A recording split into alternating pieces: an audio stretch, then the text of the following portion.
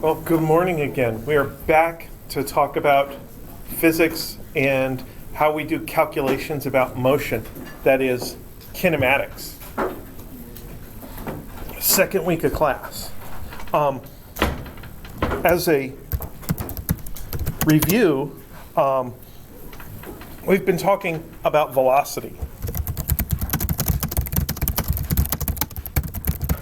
which is one way we describe an object's motion. It's how an object's position changes through time. And the easiest thing to write down as an equation for that is the equation for average velocity. And when we dealt with this last week, there was only one velocity. That was the average velocity. But when we do it, we should be kind of specific. So V, I'm going to put an X here to remind me that I'm talking about the X direction. So the average X direction velocity is equal to delta X over delta T. And that's just the idea that speed is distance over time, just like you're used to. So when you do a calculation, the units come out to distance units divided by time units, like miles per hour or meters per second. And very often, I like to take the equations that we talk about and flatten them so there are no fractions anymore. So that would make this look like delta X is equal to V X direction average delta T. And that is a really important equation. It is the first boxed equation on the equation sheet. And that gives us the ability to tie together displacement and time. Delta X is displacement and delta T is time. So when we think about what acceleration is,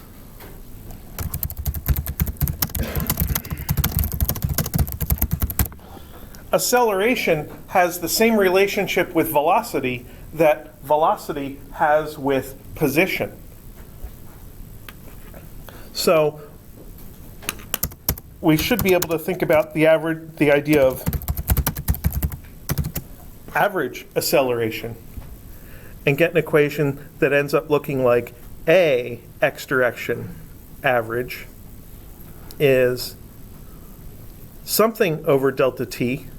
And the thing in the top of that fraction, instead of being a change in position, should be a change in velocity, which would be called delta Vx.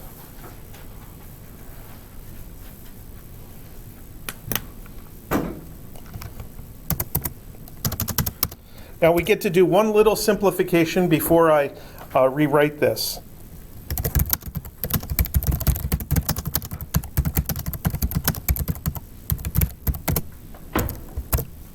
Acceleration is almost always constant for us when we're dealing with it as a quantity. So that means that if we're actually going to use this equation, we don't need to keep writing average in the subscript over and over again.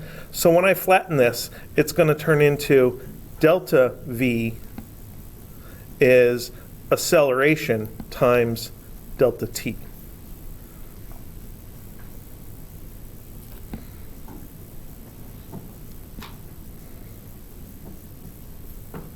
So for any analysis where you have an object that is accelerating, you have to think about the velocity because it's changing.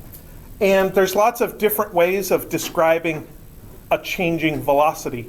And so far, these equations have two ways of describing velocity in a fluctuating situation. You can have the average velocity, which is a really important quantity because it allows you to calculate exactly how the object's position changes. And then you have the change in velocity. How much does the velocity change from the beginning of your analysis to the end of your analysis? So let me mix in an example here.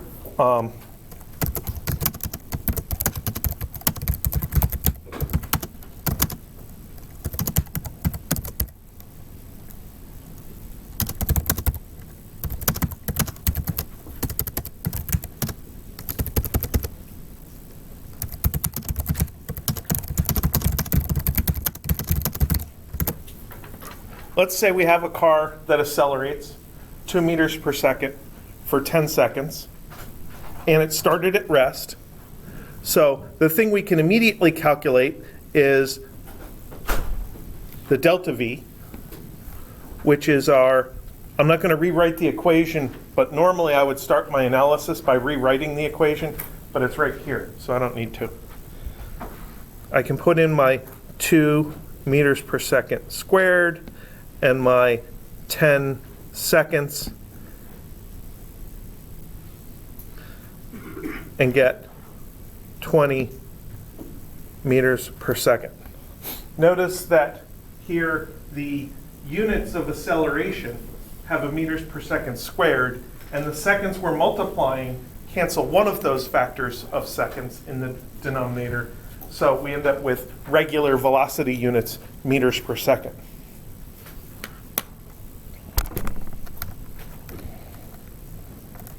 Now, this calculation, as I do it, the simplest calculation I can do, doesn't give me an actual velocity, it gives me a velocity change. But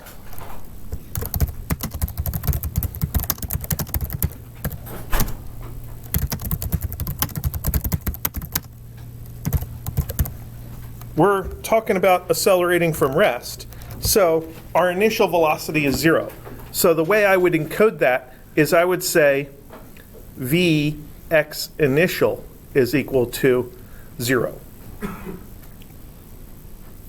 Now I want to link together the initial velocity and the velocity change, and I always like to go back to money analogies. If my hand is empty and I get $20, now I will have $20 in my hand.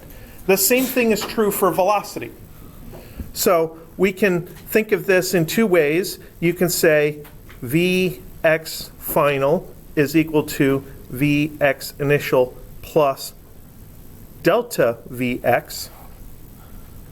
Take what you have, add a little bit, and that's what you take what you have at the beginning, add a little bit, and that's what you have overall at the end. Or another way to write this is delta Vx is equal to Vx final minus Vx initial.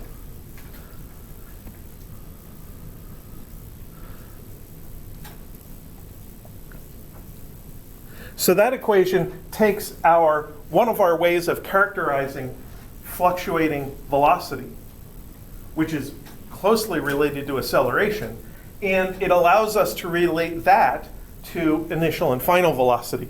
And initial and final velocity are nice because they're often things that you can measure directly. You can observe when a velocity is 0, for example, or very often you have a way of measuring directly the velocity of an object like a car with its speedometer or with a radar gun.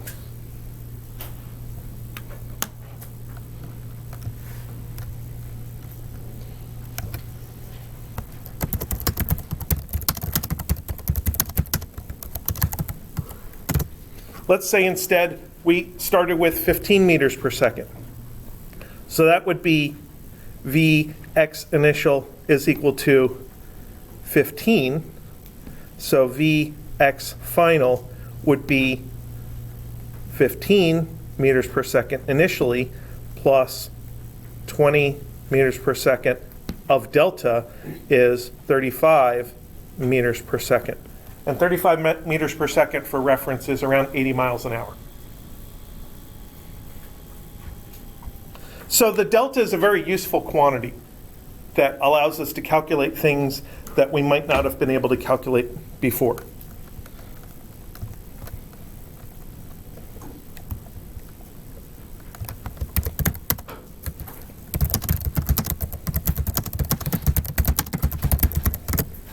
But there's this other quantity we had, this other boxed equation on the equation sheet and in the notes now that involves average velocity. So I want to be able to think about how the initial and final velocities are related to average velocity. The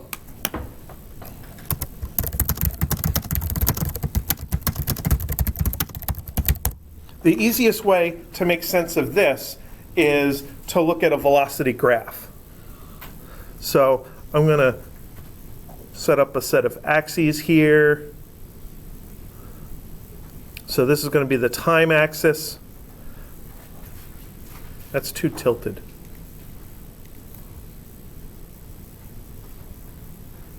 That's a better time axis. This is an x velocity axis. And I'm going to go with the green numbers. So this is 15. This is, 35.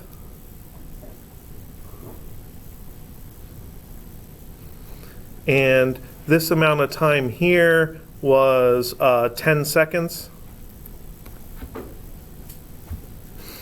And when we talk about velocity initially, we talk about it as delta x over delta t, which is rise over run of a graph.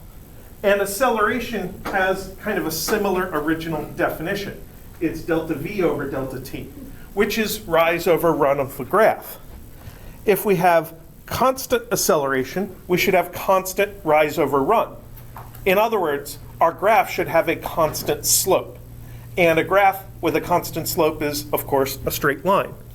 So I'm going to try to draw here a straight line that goes from beginning to end.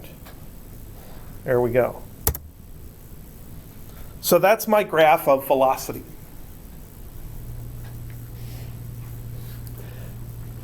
Now, we had an example last Friday that involved an out and back trip where we had to figure out the average velocity and average distance. And in that case, we found it was actually kind of a pain in the butt to do the calculation.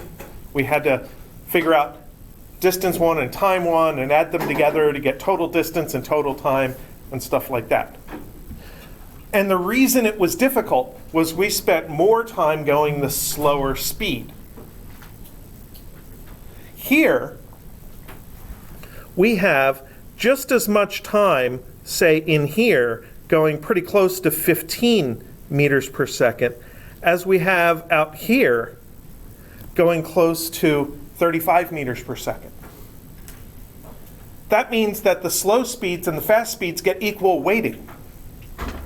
And it means that we get to use a simple answer, that in here in the middle is Vx average.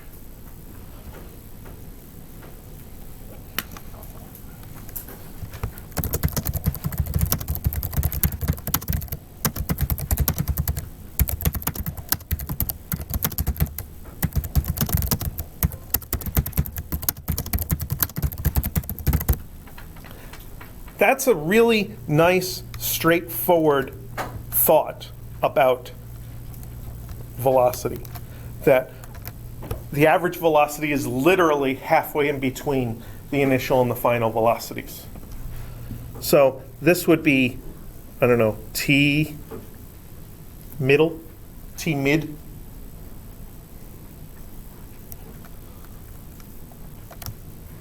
And that gives us a nice, easy way of calculating it. Because if you want to calculate the number halfway in between two numbers, you just average them together, literally. So we get our fourth boxed equation, which says Vx average is halfway in between Vx initial and Vx final.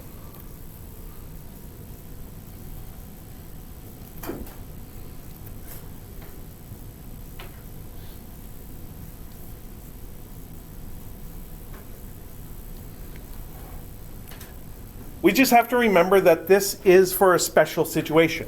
This is for the situation of constant acceleration. We can't use this equation in that weird case where there was a slow velocity for a distance and then a fast velocity for the same distance. We can't use it in any other situation other than specifically a constant acceleration situation. So on the equation sheet, I have the four boxed equations of kinematics, the ones that are the most straightforward. And these two are on a line that is labeled constant acceleration. That entire line of equations is all for just constant acceleration. If you have any other situation, variable acceleration, multi-stage process, you might be able to apply those equations to a stage if that particular leg of the journey is constant acceleration, but probably not to the overall process.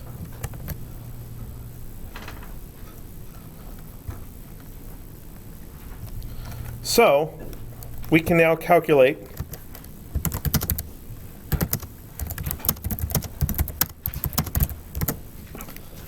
how far our car went. Let's go with the green numbers. Vx initial was 15.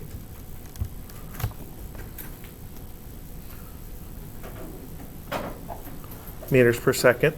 Vx final is 35 meters per second. So Vx average is 1/2 of 15 plus 35 is 1/2 of 50, which is 25 meters per second. So in going from 15 to 35 meters per second, halfway in between is 25 meters per second. If we had constant acceleration, that would be the average velocity during this process. So then we can say that delta x is Vx average delta t, which is 25 meters per second times 10 seconds is 250 meters. So I was given a scenario, I was given an initial velocity, an acceleration, an amount of time, and from that I calculated my delta V and my V average, and from those I was able to figure out the amount of distance that was traveled, and that can be a really important parameter because it tells you how much space you need to achieve that maneuver.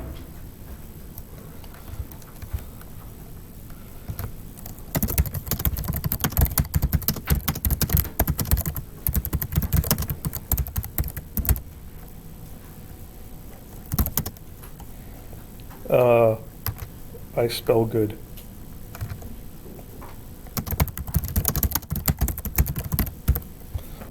Now, one thing we might want to do is not have to take so many little steps every time, just have one equation that covers the entire situation. So that's actually fairly easy to do. We can say delta x is Vx average delta t. And at this point, we know that Vx average is 1/2 Vx initial plus Vx final. And there's a delta t hanging out there. So I took out the Vx average and I put in my boxed equation that Vx average is equal to. And then we can go a step further. 1/2 Vx initial plus 1/2 of, we need something for Vx final. Well, we did Vx final kind of up here. Vx final is just the initial plus the delta. So let's plug that in down here. Vx initial plus delta Vx. And all this whole time we had the delta t hanging out there at the end. So where are we at? We have 1/2 of Vx initial and another 1/2 of Vx initial, so that makes 1 Vx initial. Vx initial plus 1/2 of delta Vx, delta t. So that's just kind of consolidating and simplifying a little bit. Last thing, our delta Vx is related to acceleration. So let's take that out and put in what it's equal to from acceleration. Delta Vx is, where is it? There it is. Acceleration times time. So I can put that in here and get Vx initial plus 1/2 of acceleration times time delta t, and get a formula now that says delta x is Vx initial delta t plus 1/2 ax delta t squared. And that is an extremely common kinematics formula for constant acceleration situations. Many people start out with that.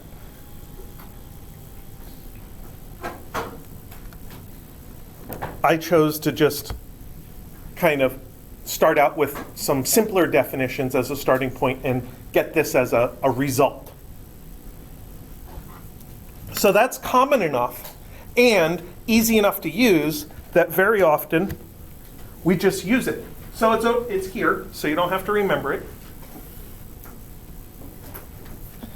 And if we use this with the green numbers, that would be delta x is equal to, Vx initial was 15, delta t is 10 plus 1/2. The acceleration was 2.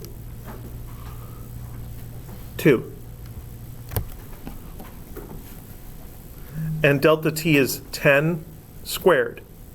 So that's 150 plus 1/2 of 2 wipes each other out. 10 squared is 100 equals 250 meters.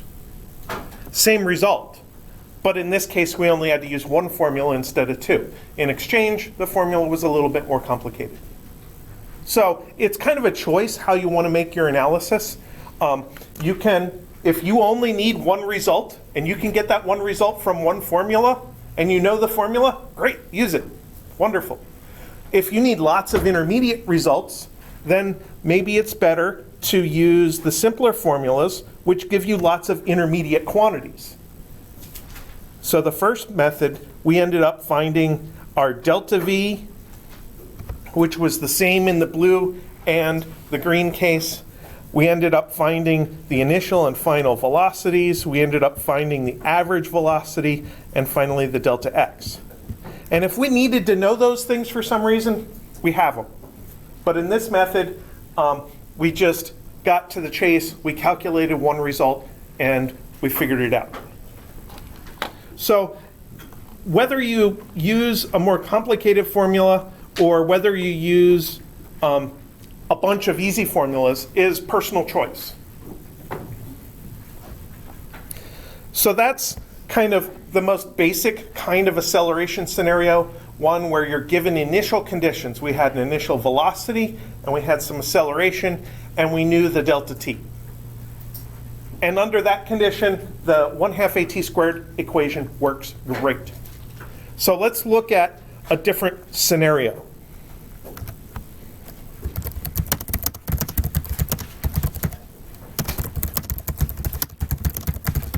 What if time is not part of our knowledge? So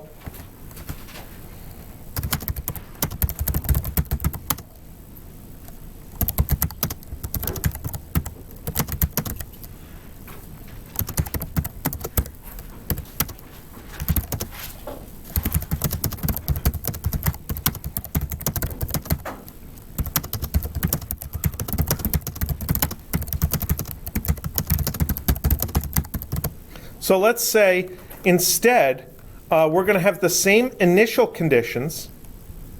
So the same initial velocity of 15 meters per second, the same acceleration of 2 meters per second squared. And instead of knowing the amount of time, we're going to know the distance.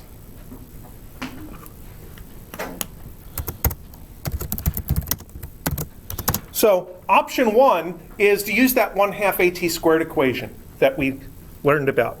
So that would be delta x is Vx initial delta t plus 1/2 ax delta t squared. There's the basic equation. Here it is with numbers. 200 is equal to 15. Instead of calling it delta t, I'm just going to call it plain t because it's less writing, plus 1/2 times 2 times t squared. So that is a very common type of equation to run across. You may recognize that as a quadratic equation.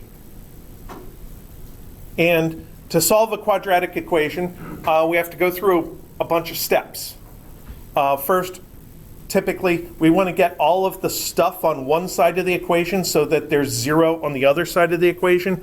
So this turns into 0 is equal to t squared plus 15t minus 200.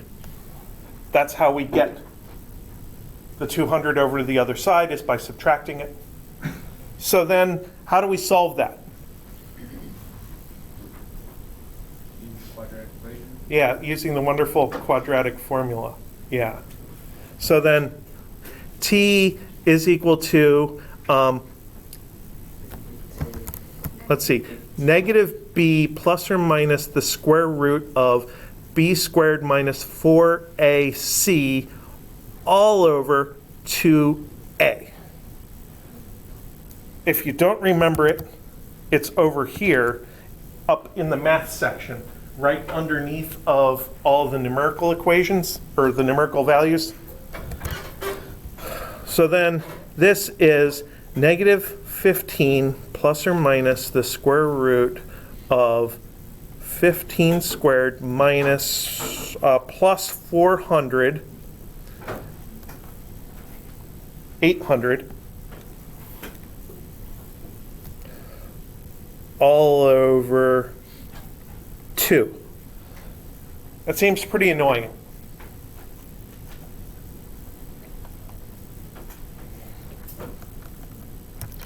So this is negative 7.5 plus or minus, so that's the negative 15 over 2, and then, come on, turn on calculator.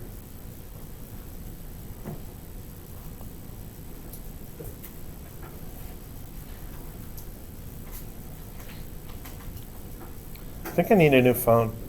I've had my phone for 2 years, and it's just all clogged up. Have you tried using like one of those computer cleaner sprays? Like it's just condensed air. There's no air holes. I mean, it's speakers. 15 plus 800 divided by 2. So I'm doing the square root of 15 plus 800 divided by 2, and I get 16.01.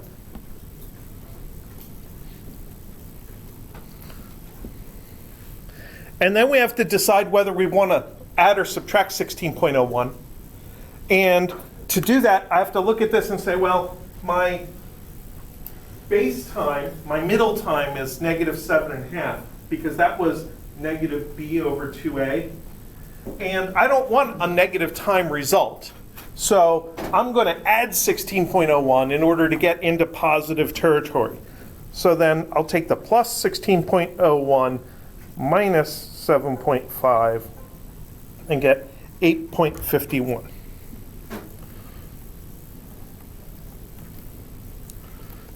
So that's how much time it's going to take for this car to hit the speed bump.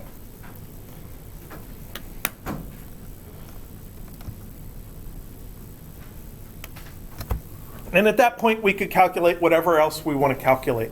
If we want the delta V, we get acceleration times time, and we get delta V. And then we can find out the final velocity. So let's do that. Delta Vx is equal to Ax delta t is equal to 2 times 8.51, which is 17.02 meters per second. So now my V final is equal to V initial plus delta V is 15 plus 17.02 is equal to 32.02 meters per second. And that's the speed at which I hit the speed bump, which is only about 70 miles an hour. It's probably not a good idea to be hitting speed bumps at 70 miles an hour. That might be why they put the speed bump there to begin with, to prevent people from going 70 miles an hour. You know, there's always that one driver. There is very often in this town that one driver who wants to go really fast down the feeder road.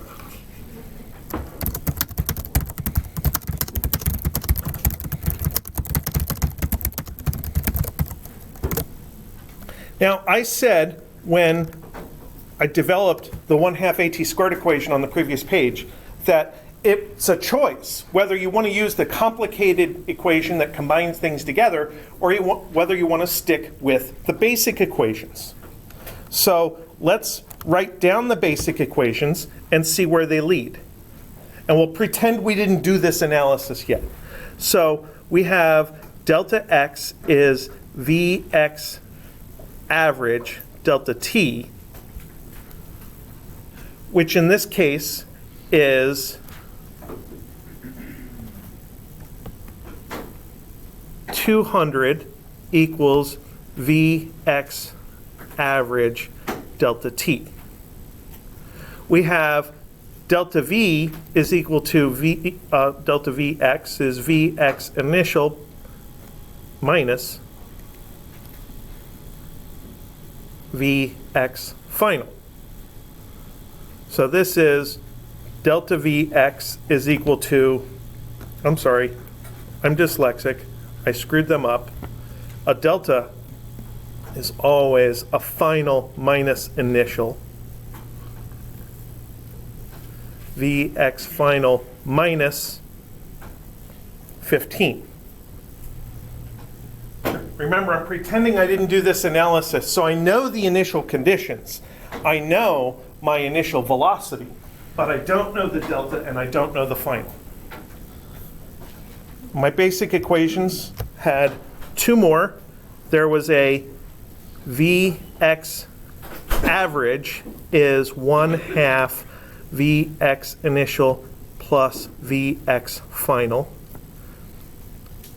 which looks like Vx average is 1/2 of 15 plus Vx final.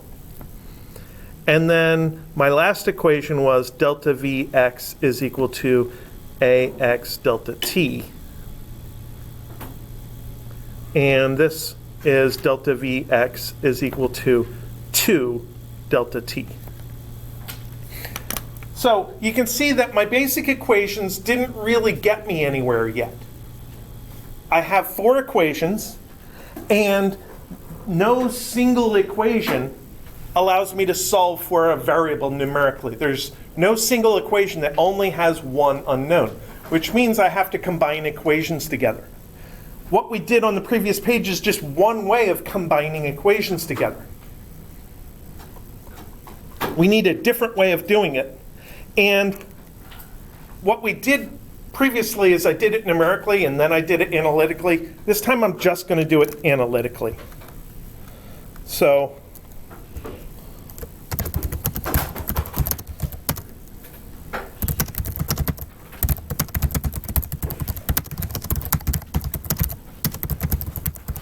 we're going to do this once generically and remember the result. So we're going to start with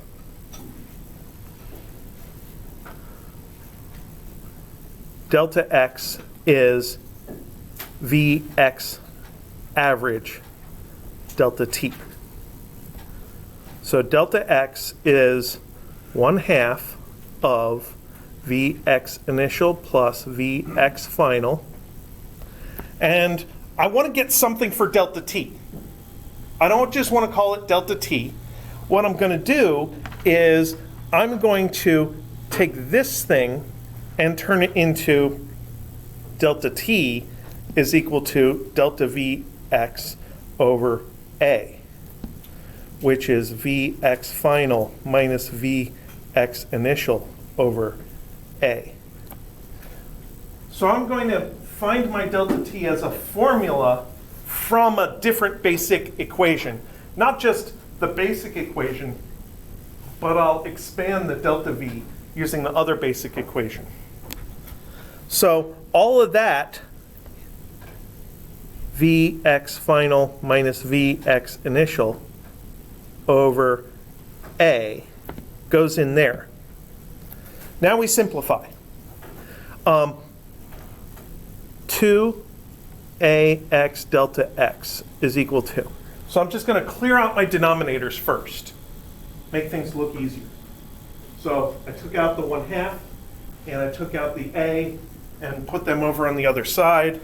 And now we have v initial plus v final and v final minus v initial. So how do we turn that into something a little bit simpler? I want to combine them together so I only have one polynomial. So I can FOIL it. And when you FOIL this, what you find is you end up with an initial times final, and then also a minus initial times final, and they cancel each other out. In this case, the firsts cancel out with the lasts. And that's because this is what it looks like when you factor a difference of two squares. So this is 2ax delta x is equal to Vx final squared minus Vx initial squared. It's just algebra. It's algebra that we don't want to have to do every single time we do an analysis. And if we solve for Vx final squared, we get Vx initial squared plus 2ax delta x. So we add that over and then reverse the equation, and we get this. And this is what I call the v squared equation. In a lot of high school physics, it looks like v squared equals u squared plus 2as or something like that. I can't remember which one's v and which one's u, so I don't use them. I call them v final and v initial. So this equation, it was kind of a little bit of a pain to develop, but we did it because we were trying to solve simultaneous equations. Sometimes we can't get around solving simultaneous equations, but sometimes we can do it analytically and remember the result. So that result is good enough that we remember it here at the end of the constant acceleration line. So then, what's that do for us here? That gets us, in the example, Vx final squared is equal to, Vx initial was 15 plus 2. The acceleration was 2. The delta x was 200. So this is 225 plus 800 is 1025. One thing to remember about the v squared equation is that it does involve v squareds. So at this point, I have simplified the right-hand side of the equation, and this is still v squared. Technically, the units are meters squared per second squared. So when I want to find v out of this, I have to take the square root, and Vx final is equal to not just the square root of 1025, it's equal to plus or minus the square root of 1025. Because the negative answer would still solve this equation. This particular equation by itself doesn't tell us whether the final velocity is positive or negative. We have to make that choice. Remember in the previous example, in the previous method, we had to make a choice up here as to whether we were going to add or subtract the 16.01. And we made the choice based on the idea that we needed to take this negative time and add something to make time positive. We did not want a negative time answer. Well, we have to make a similar choice here. If we're moving forward, we want a positive velocity. So we'll take the positive square root. Square root of 1025 is equal to 32.02.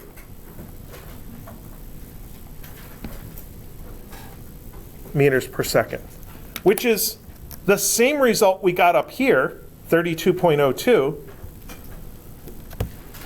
But if that was the only thing we wanted, this is a lot easier. In fact, I would argue that this is easier no matter what, because I have a single equation where I know all of the values except for one, which makes it easy to solve for that value. It's not a quadratic equation. A quadratic equation involves your variable squared, your variable not squared, and then a constant. And it's like, this involves my variable squared, and it involves a constant. But there's no v final by itself. So I didn't have to use the quadratic formula. I solved it by literally square rooting. So it was a lot easier to solve. So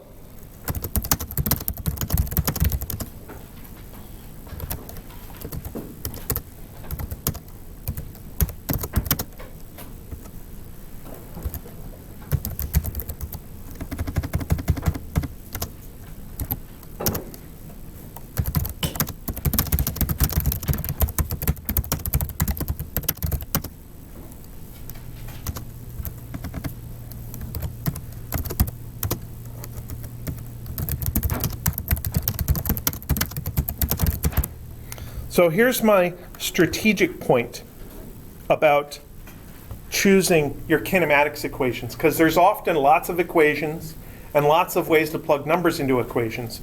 One thing you have to get straight is, what data are you talking about? But once you know what data you're talking about, you have to pick which equations you want to use. Now sometimes you just start looking at equations and say, do I know everything in this equation except for one thing? If I do, then I'll try using that equation. And sometimes you'll find that the 1/2 AT squared equation will let you solve for time, but it's quadratic and makes you want to use the quadratic formula. And personally, I don't like the quadratic formula. So this v squared equation technique gives you an end run around using the quadratic formula. Because now I can say delta v is equal to 32.02 minus 15, 17.02. In calculating the delta v, I know the final and initial because I just found the final, and the initial was part of my setup. It was a given. And if I wanted the distance, delta x, no, what do I want? I want time. To solve for time, I might use delta v is equal to a delta t, which leads to delta t is equal to delta v over a. 17.02 over 2 is 8.51 seconds. So once you have that final velocity and initial velocity, then you can very easily find the amount of time from the other equation. So you shouldn't feel like you have to use the 1/2 AT squared equation to solve for time. You could develop enough information about velocity to use the delta v equation to solve for time. And then that's easier.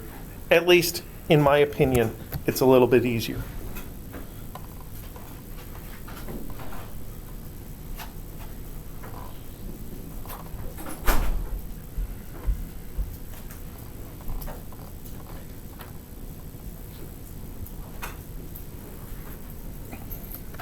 So let's do one more quick thing before we head out for the day.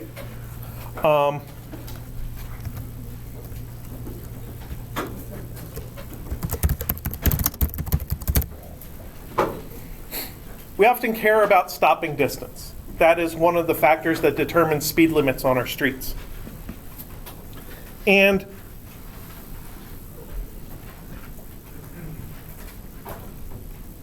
the act of stopping involves a Vx final is equal to 0.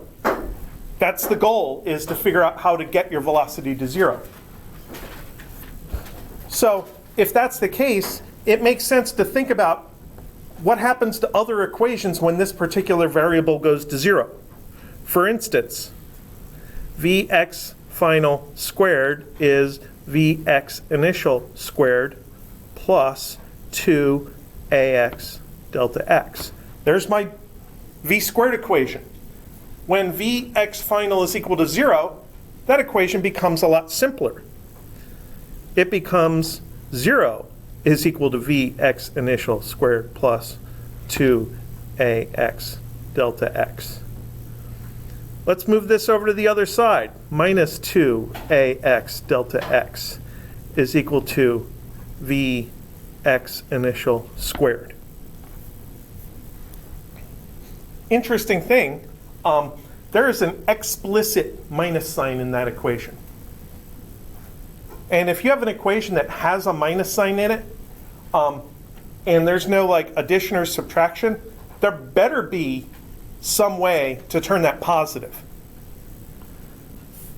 On this side of the equation, this is positive, it's a number squared. Somehow, this side of the equation, the left side, has to turn back positive again. The number 2 doesn't do it. Our delta x probably doesn't do it, because we usually think of stopping as involving going forward. So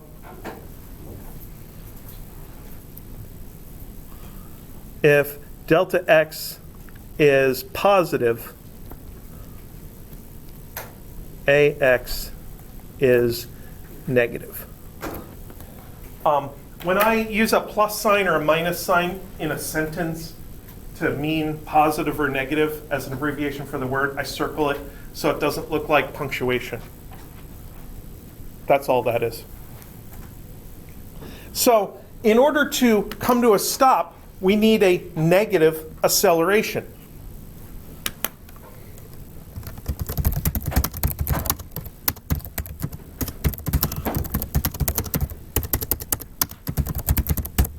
So that means a negative slope of velocity.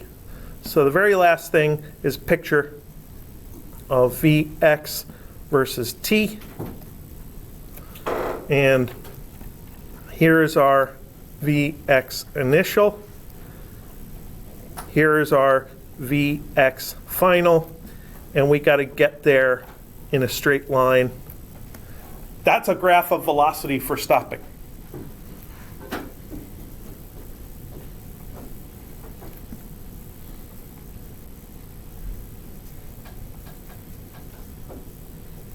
It has the negative slope that we said that we were going to need in order to make the math work. So if you're going forward, the acceleration needs to be backward to make you come to rest. Think about if something is coming at you. How do you make something stop? You have to push on it while it comes to rest. That's basically what this is saying. All right, we'll talk more about constant acceleration examples on Wednesday. Keep working on homework 1. Keep asking me questions about homework 1. And I will see you guys later.